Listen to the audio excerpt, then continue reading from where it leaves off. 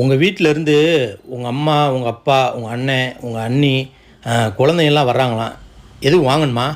அவங்க வீட்ல இருந்து யாராவது வந்தா மட்டும் அதை வாங்கு, இதை வாங்கு, அதை செய், இதை செய்யணும் உயிரை வாங்குறாருல. இன்னைக்கு மாட்டினாரு. ஆமாங்க. ஒரு பக்கெட் பிரியாணி வாங்கிக்கோங்க. மட்டன் பிரியாணி. மட்டன் பிரியாணிக்கு முட்டை மட்டும் தான் தருவாங்க. 65 சேர்த்து சொன்னால் தான் நல்லாயிருக்கும். ஆடு அதுவா வந்து மாட்டுது. ஆமாங்க, 65 சொல்லிருங்க, 2 கிலோ. அப்படியே ஃபிஷ் ஃப்ரையும் சொல்லிருங்க.